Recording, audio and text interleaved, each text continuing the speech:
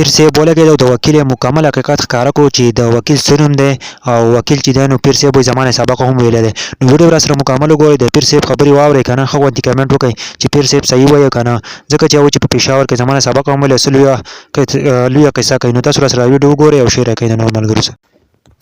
دا دی وکیل. واورئ چې پیر صاحب څه خلک وایي د وکیل نادر نوم دی، پلانکې نوم دی، ډینګې نوم دی.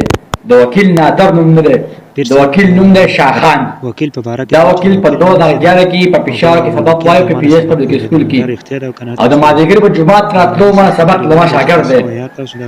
ما ته پته نه وه، هماغه لاره کې یو کس ناست و، د دې وکیل تره زوی دی. نو هغې زه وپېژندم، وایي ته قاري صاحب نه یې؟ ما یم. وکیل زما د تره زوی دی که نه؟ ما وکیل بس تا نه یو سبق وایو. بیا چې ما سوچ وکړو پېښور سپین جومات ته به دا وکیل راتلو، زما په باندې سره رټو خو ډېر زیات شیطان و، یو شیطاني کار به یې نه و کړی، نو ساعته پرې نه تېرېدو.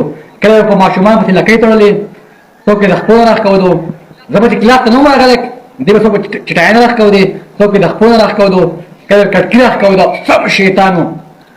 نو وکیله ته زما شاګرد دی وایي ښه، 2011 کې سپین جومات ته به ته راتلې او په پی ایس پبلک سکول کې سبق وایو، په پېښور پبلک سکول کې مازدیګر به راتلې او سبق به دې وایو. الله دې ښه او آباد لره، خوشحاله شو چې زموږ شاګردان دومره کامیاب روان دي. مخ په